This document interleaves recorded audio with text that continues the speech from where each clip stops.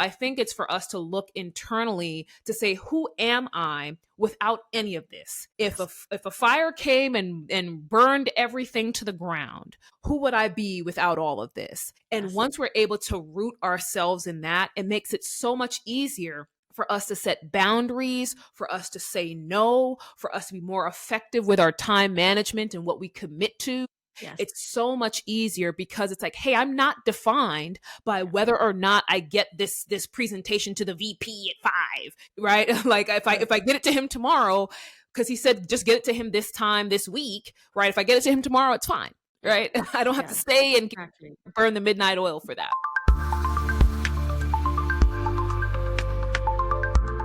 Welcome back to Rise and Tell with Sheekha. I am Sheekha Singh, your host and author. I have got something special to share. My brand new book, Unburnable Ambition, How Overachievers Win Without Burning Out. This book is for all of us who dream big but refuse to let burnout be the price. Head to shikhasingh.com/unburnable ambition and sign up today. Now let's dive into today's episode. Our guest for today is Julia C. Rock. She's a keynote speaker, a leadership consultant, an executive coach, and she's dedicated to transforming the workplace dynamics. Her book, Uncomplicated Leadership, is coming out in May of 2026. Julia's been a TED Talk speaker, a coach, a mentor to over thousands of professionals and leaders. And overall, I just love that her funda and her mantra is that leadership is not complicated. It's just hard. Just like fitness is not complicated, it's just hard. So there you go, everybody. Today we have with us the amazing Julia Rock. Julia, welcome to our show. Thank you so much for being here. Thank you so much. I'm just excited to finally be on the podcast with you and be able to have a rich conversation. Thank you for thinking of me and having me on the show. Absolutely. It's my pleasure. And I am super excited as well because for all our listeners and viewers out there, Julia is an expert in talking about leadership and how to uncomplicate leadership. Plus, she's going to talk about burnout today. So it's going to be very exciting. Cannot wait to dive in. Okay, Julia, my very first question to you is going to be, what led you to talking about and coaching people about leadership, and you try to give the message that it's not complicated, but it's just hard? So tell us what led you in that direction. Man, so I was a career coach for a long time. So that's actually how I started my business, helping people find career opportunities, preparing them for that. But what I noticed was happening was that people who I would help land jobs too soon, they were like a year or two, they'd be coming back like, oh, I'm ready for something else. And it's like, well, happy to help you, but why are you looking for something else? Is it truly just job growth or something? But they would say, hey, my management or my leadership or my company management, it would always be something around that. And I'm like, okay, so there seems to be something there. And then in my own corporate career, because my background is in finance, I don't have an HR background, but my background's in finance. And what I saw as I was rising the ranks of leadership within corporate, I saw the difference that happened when you had really good, strong leaders on the team, seeing how engaged they were, how productive the team was, to those where the leaders were not as effective. I'll just say it that way. Right. And you saw higher turnover. You saw people frustrated and everything. And so I said, okay, so maybe there's something here because maybe I've been tackling this career issue the wrong way, going by the individual. But perhaps if I can help leadership be more effective, then that would transform the workplace so people are excited about coming to work. And what I noticed about the leaders who were effective was that there were certain things that they did really well. And it wasn't really complicated stuff, right? It didn't have anything to do with their MBTI and their Gallup, whatever, these strengths and whoever. It was truly about simple, basic things that they did to bond with their teams, to build trust. And I'm like, maybe we've gotten this leadership thing all wrong. Maybe we've been investing our times in the wrong places when it's very simple concepts that help leaders to be effective. Wow, amazing. That was interesting. I feel like you're a problem solver and I feel like you adapt very quickly because you were doing something very passionately and then you saw this through a different lens, and you're like, yes, I think we need to pivot and we need to find what's going on here through a different perspective. And That's right. that's awesome, Julia. So you mentioned how these leaders that you thought were really effective were using certain things to bond with their team, and they were just simple things. So what are some of these things that they did, and what are those things that you usually coach people on? Yeah, so it's actually the what I call the 5 C's of uncomplicated leadership. So that's what I'm building my book on. The one that Nice. I was telling you about is going to come out in May. So it's 5 things that leaders do really well. It's one, it's clarity. The Okay. second is consistency. The third is connection. The fourth is courage, and the fifth is celebration. If you are able to communicate clearly and set expectations with your team, if you're able to show up consistently and they know what to expect of you, Yeah. if you're willing to be empathetic and build trust and connection with your team, if you're willing to stand up for them and advocate for them and be willing to show vulnerability even when it's painful. And Yes. then finally, if you're willing to recognize your team and celebrate them, if you're willing to do those 5 things, your team is going to be engaged. They're going to show up for you. They're going to be productive. And I wish I could say that, oh, this was something I came up with, but it's truly from watching every single leader that I know. And I'm like, what are the things that they all do well? And it Yeah. came back in some way to those 5 things. That's interesting. And I want to touch on the connection part of it, Julia. I agree with all the 5 C's above. And I think I've noticed that in a lot of good leaders too. But tell me, in this day and age where more people prefer working remotely versus at the office physically, and I work at a 100% remote company, and I love working remote, but I do know that as a leader, sometimes it gets difficult, like the connection virtually. Yes, your video is on, and you can make out certain body language and expressions and emotions, but what, in your opinion, should leaders do today in this day and age when there's possibility that maybe your team members, like, what's the simple thing that they can do to strike that connection and maintain that connection throughout as a good leader in a remote setup? I think people focus on, okay, how much am I seeing this person or am I talking to them in person? But I think about it like when you think about your family, you may Right. not always have family that's always around, but Right. you have a certain level of connection because of how well you have gotten to know them and what you have in common with them. And so if leaders, if they're working in a remote environment, find ways to still get to know your team members, Right. find out what's happening in their lives. And it's not just, okay, what are the tasks, right? Let's check Right. the boxes. What are your career interests? Check the boxes. Get to know them, get to know what lights them up, what they value, and share what you value as well, and find those connection points, Yeah. because then it makes it easier, regardless of whether you're sitting with them face to face all the time or you're remotely. It's like, hey, I feel like I've gotten to know this person. Yeah. I will tell you, some of the best connections I have made have been through social media. I've never Nice. met the people in person. I've never hugged them or high fived them ever. Right. But these are people that will show up for me. They will buy what I'm selling. They have bought my services. Yes. We've gotten on Zoom chats and we feel like we've known each other forever. And so I think if leaders stop focusing on, I don't see them all the time. It's like, well, how do I build that depth of connection? It's like, get to know them. Right. Understand where your shared values are. Help the person on the other end understand that you care about what they care about, that Right. you value what they value, and that you want to see them be successful, because that's how you get your team members to open up. And so when you're having these one-on-ones, they don't feel so stiff, like, okay, we're sitting behind a Yes. screen. It's like, man, I'm talking to a friend, or I'm talking to a leader that I have a deeper relationship with.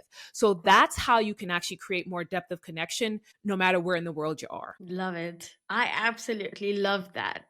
And I've experienced that so much. And I feel like I'm also at that stage where I'm coaching the other people who are stepping up to be next leaders.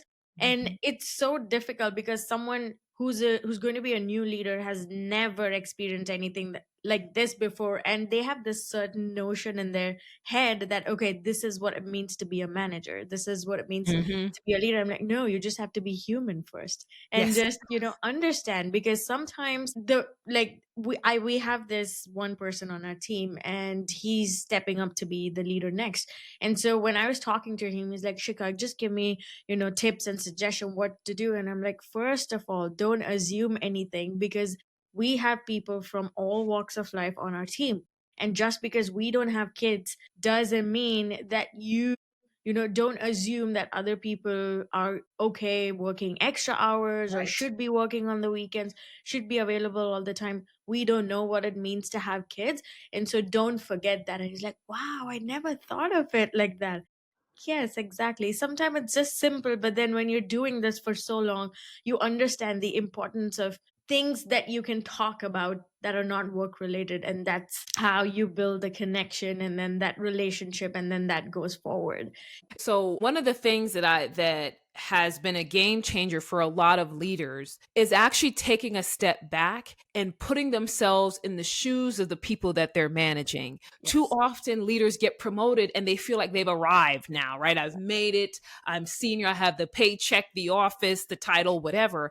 And they Yeah. forget what it was like to be an analyst. They forget what Correct. it's like to be an associate. And if they would take a few extra minutes and take some time to reflect and think about, what was it like for me? What did I want from my leader? What Right. frustrated me about how my leader showed up? Because then those are things that you can incorporate into how you show. Because it's like, I remember what it was like. I remember when my boss asked me to work extra late for no reason because I was single. That sucked. I don't Yeah. want to do that to people, right? So a lot of times, when it comes to leadership, if you step back into the humanity of it, like you mentioned, and think about what was it like for me, and what did I want from my leaders? They know, like, you know what? I didn't like that at all. So Yeah. I'm not going to do that to the next generation of folks who are coming in. And that's one of the fastest ways to step into more effective leadership, when you reflect on where you yourself have come from. Correct. I agree. 100% agree.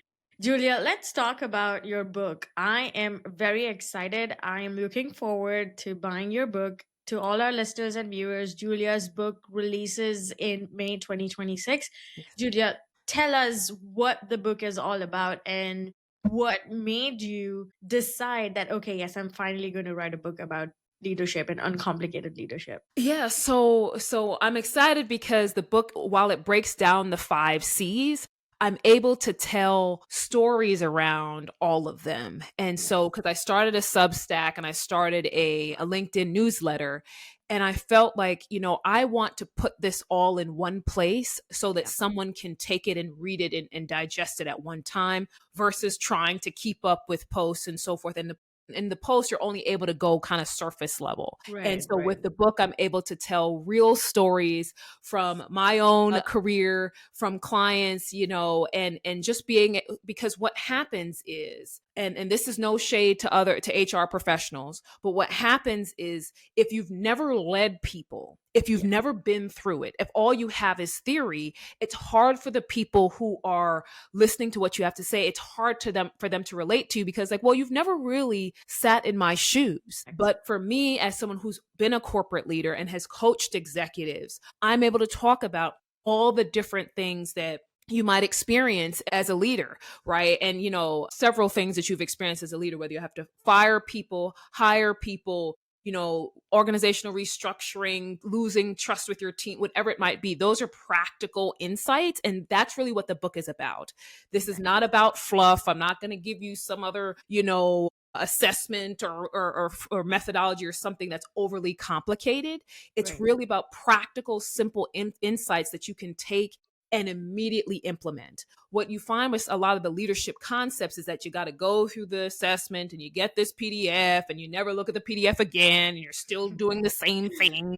And so Right. it's like, what was it all for? But Yes. with this, because it's a very low barrier to entry here, and it's truly practical insights, the goal is that leaders will read it, they can share it with their peers or colleagues, And it's like, hey, this is actually something I can go and do. I can Yes. have this kind of conversation with a member on my team. I can ask these questions. I can Yeah. show up for my team in this different way. And they can do that as soon as they read the book. They don't need Yes. any, cycle or analysis time. So that's really what the book is about. Love it. Love it. Congratulations, Thank Julia. you. And all the very best for the launch of your book. Thank you so much. And if I could add one last thing, Sure. one of the key things I wanna as because we talked about leadership is not complicated, it's just hard. What I want leaders to see is that leadership is just like any other area in your life. If you think about working out or wanting to lose weight, the idea is that you have to eat less and you have to increase your physical output, Correct. right? Like those are the two things. They're not really complicated things, but it's hard. You have to Yes. commit to it.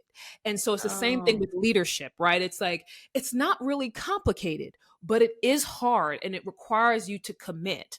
But with yes. this kind of a simple message, it's easier to commit because you don't feel overwhelmed with, I've got to learn or understand all these Yes. 5,000 different concepts. It's like, hey, I can master these things and I can show up differently for my team. Agreed. Yes. Very, very well said. I Thank like it.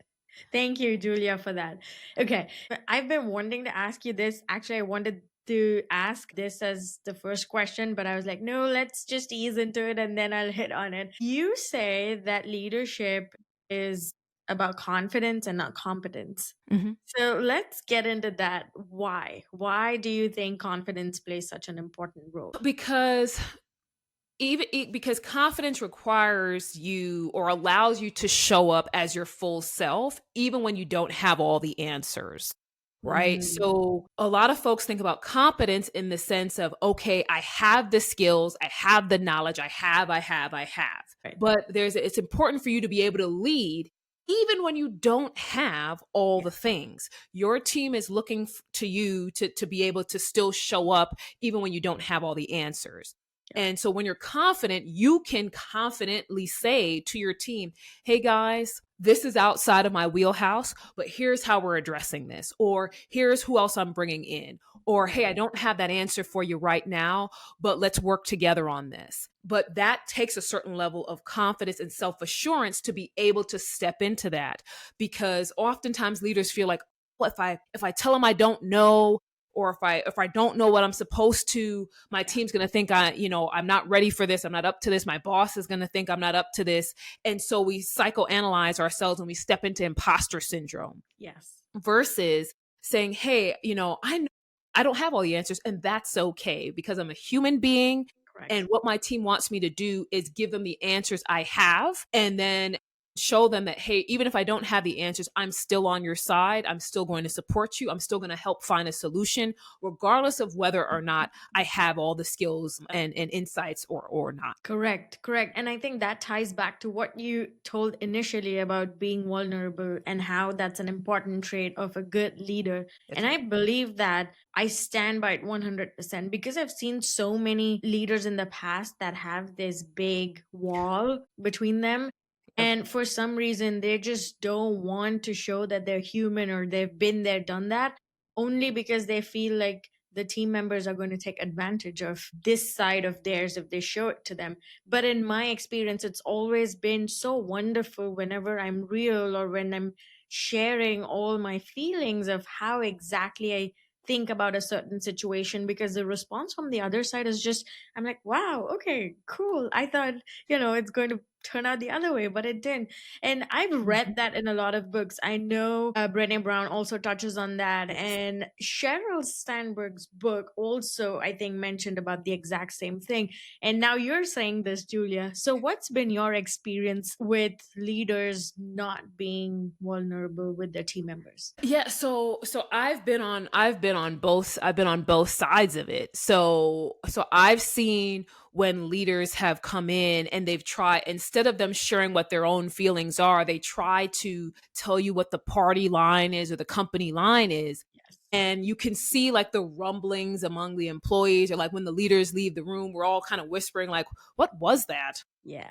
We could have saved this time. He could have just sent us an email, Yes. right? Like it erodes trust because your team realizes that you're not being fully honest with them or transparent, that you're only parroting company talking points. So it makes it hard for them to connect with you on a deeper level. Yeah. But what I have seen, on the flip side of that, when I've stepped into vulnerability, I'll give you an example. When I was living in Argentina, I was leading an accounting division there, and we had a return to office kind of policy that was coming out. Right. And a lot of the folks on my team were frustrated about that, right? Because they're like, well, why do we have to go back? It's not clear. And I honestly didn't have a good answer Right. because, all the talking points the company was giving me, it's like, I kind of hear what they're saying, but I don't fully buy that myself. Yes. And so I told the team, I said, listen, I'm frustrated too.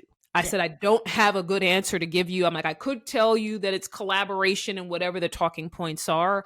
But I said, but I'm just not sure. Yeah. And I said, but I do need your support on this because regardless of whether or not I fully understand and grasp, it is what's being asked of us. And I care about your success here.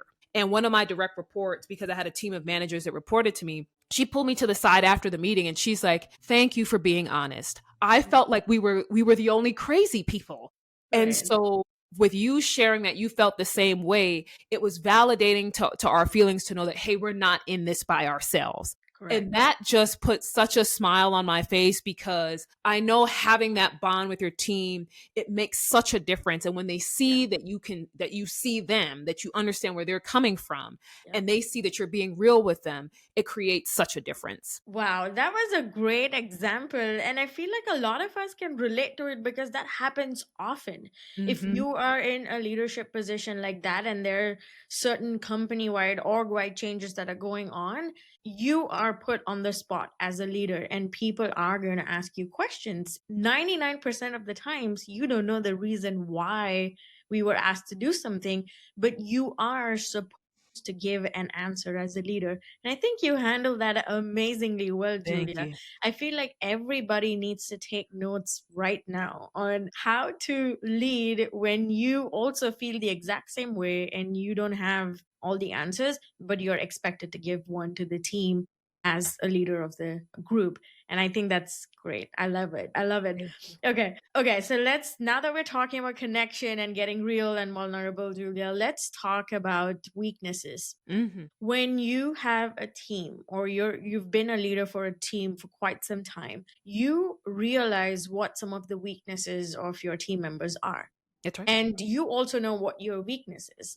And what in your experience has been the most difficult kind, or what's the most difficult situation you've been in where you had to tell this person, hey, I know this is your weakness, but you've got to work on this to become better because it's affecting the others? Okay, I can give an example and then Yeah. you can share what you would do if you were in that situation. So let's say this person doesn't know how to be, example, we are in a remote situation, and I'll take me, I report to you and I work incredibly well. Let's say I'm like technical, amazing resource, but the minute I'm on camera with the client, I don't know how to talk, and I am either shuffling my hair like that, or I'm putting a ponytail, or touching my hair all the time, or walking up and grabbing a book, or doing some random shit on the call while the Yeah. client is on the call. But you are on the call too, and you cannot call me out in front of the client. So as a leader, I've put you in a tough position now.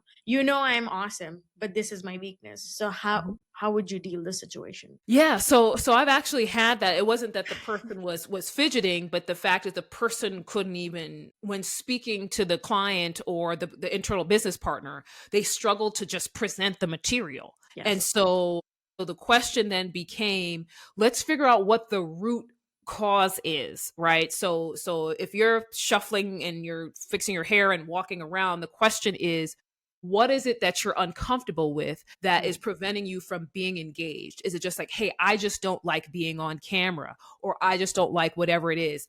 And so understanding what the root cause is then allows me to figure out, okay, what kind of additional support do you need in that moment? And then how do we make sure that is there an opportunity for us to practice ahead of time, right? So, and can we have someone, even if it's not the senior client yet, but can we have someone else that maybe you're not super familiar with, but it's still a safe environment for the person to give you real feedback, right? Right. So that we start to train and work that muscle so that you get better over time. But here's the other thing that I've also learned. We have to understand that not all things are everyone's strengths, right? And there's some people where their weaknesses can be a detriment to the team. And it may mean that you need to shuffle the job responsibilities because not every job is a fit. And Right. so if we have tried to support you and there's no improvement, or we see that this is truly out of your depth, it's my job as a leader to understand, okay, so what are Sheekha's true, skills and talents, and where can I put her to make sure that those things shine through and she doesn't seem like she feels like she's being set up for failure, that she's at a disadvantage. That's also the role of a leader. Sometimes we want to force people to stay in the job and it's like, this is not a fit, move them on, right? Because otherwise they're going to end up on a performance improvement plan, or you're going to have to manage them out of the organization, and that's not good for their morale, your morale, team morale, what have you. And so it may be, hey, this may not be a fit any longer. Let's see if there's someplace else where, her skills can shine a little bit more brightly. And then we can still work on some of these other skills in the back. Love it. Love it. Wow, what a brilliant answer. That was like spot on. I like it. Thank you. Julia, what's been your most favorite part about writing this book, being a coach for so long, being in leadership position for so long, and handling a lot of clients and members? What's the most favorite part in this journey? I would say that the biggest thing is when people get it. Like when you see the light bulb go off, whether it's that I'm giving a workshop or something, or if I'm coaching a client, and you can almost see in their head the thing that just like it comes together, or the light bulb goes off, and it's just, for me, that's just so rewarding, because I know that there are plenty of presentations and books and things out there, and so if I'm able to make that kind of a difference for someone, for me, it never gets old. And then because then the client will come back and say, hey, I tried what you said, and this changed the conversation I had with the person, or I got a different response, or I feel better, I feel more confident going into this because I finally get it now. Like that for me, it never gets old. Never gets old.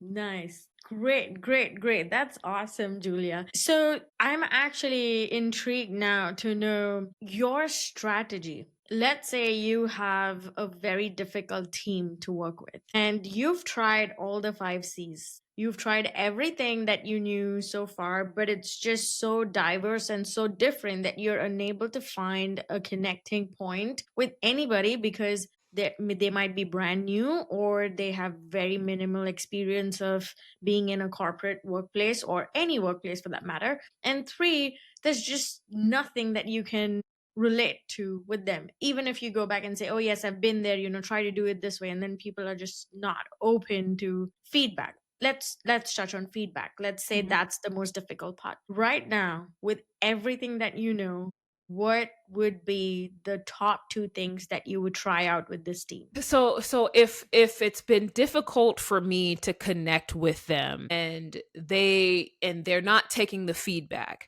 we now get to a point where we're having a frank conversation, and I'm having a conversation with each person before I bring everybody together. And so the immediate first question is, why are you here? Right. So starting there, because the question is, are you committed to this mission or not? Right. Because if it's truly that you're not committed to the mission, it may mean that you're in the wrong place of employment. And, and again, for those who are listening, this is not just go fire everybody. That's not what I'm saying. Right. But it's like, if you have tried all the things and nothing is resonating, nothing is working, there's no cohesion, the question then becomes, do you have the right people at the right time in the right jobs? And so that's where you start to ask the why question, because then if you can find out what their why is, then you can ask them, okay, so, but like the why not? Why haven't this happened? Or why haven't you been able to, so forth?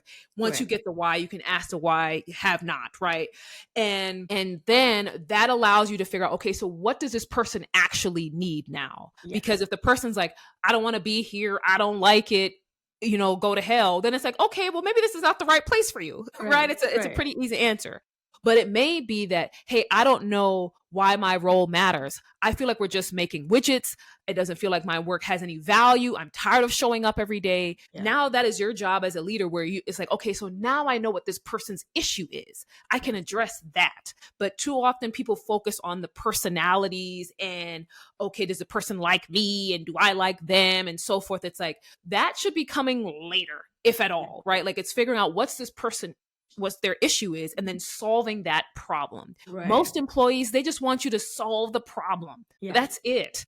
Right? They just want to solve the problem. And then again, if it's truly that someone who wants to be a roadblock, they're not interested in being part of the team, then that's also a tough decision as a leader. And I will say, I have coached people who have held individuals on their team for longer than they probably should, because the person's been with the company for a long time. They've got a family, they've got a whatever. And it's like, but it's hurting everyone else on the team because this individual, their energy is dragging down the morale and the productivity of the team. And so you have to ask, why is this person's family life more important than everyone else on the team? And so it requires some tough decision making and soul searching, but that's part of leadership as well.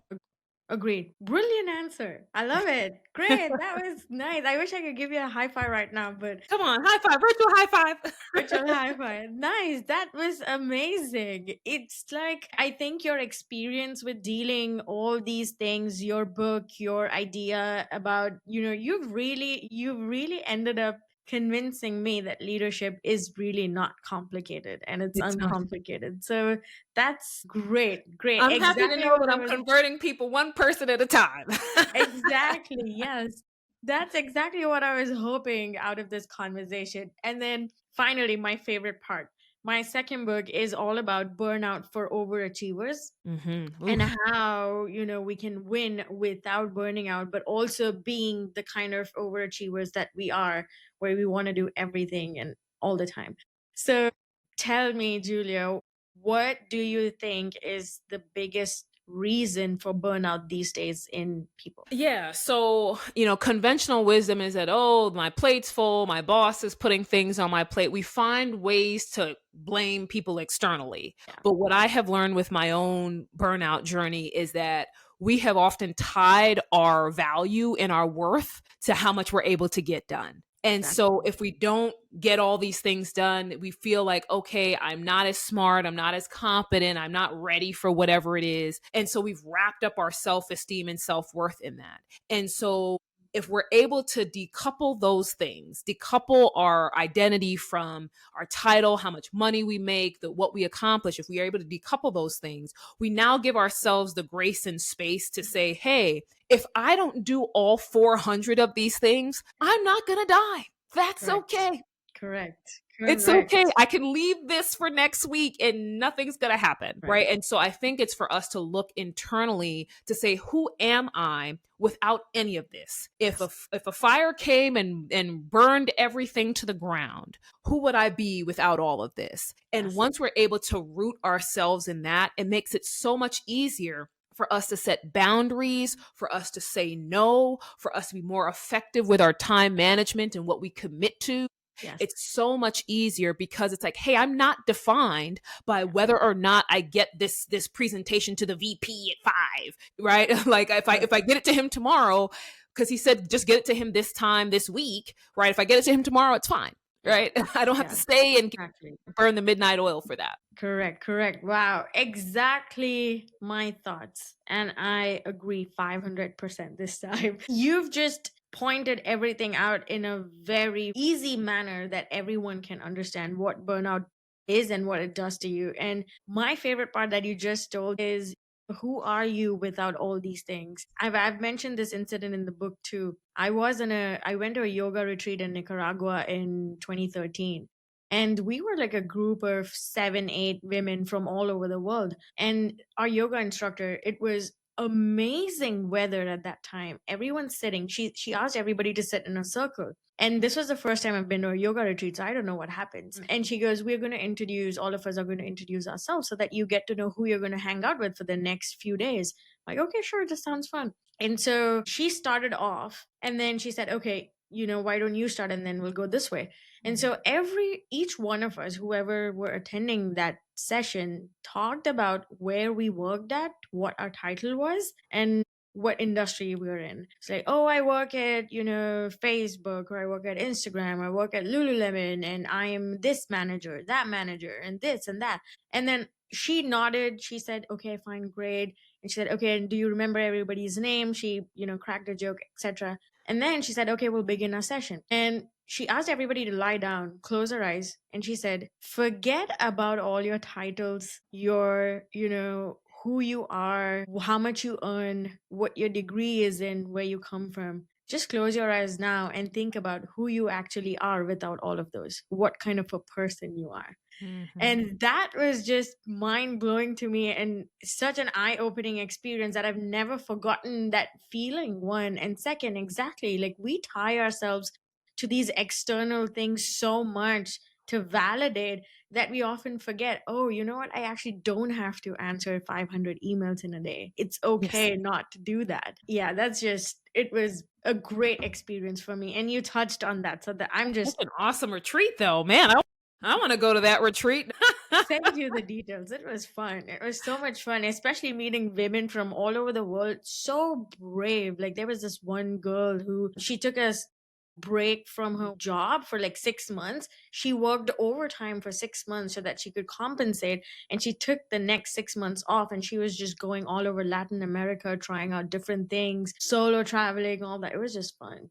Man, that's awesome. Great. This was so much fun, Julia. I thoroughly enjoyed talking to you, listening to your tips, suggestions, and everything that you had offered us about leadership, burnout, and your book. It's crazy how much I could relate to. So thank you so much, and Thank you. all the very best for your book, Julia. Thank you. Thank you so much, Sheekha. I really appreciate being here and being able to talk to your audience about leadership. So thank you so much. Of course. Thank you for being on a show. Bye. I hope you had as much fun as I did on this episode with Julia. You know what you've got to do. Thank you for tuning in for today's episode of Rise and Tell with Sheekha. My book, Unburnable Ambition, is all about how to chase your biggest goals without losing yourself to burnout. You can now sign up at shekhasingh.com/unburnable ambition. Until next time, keep growing, keep glowing, and be yourself, and keep your ambition unburnable. Thank you.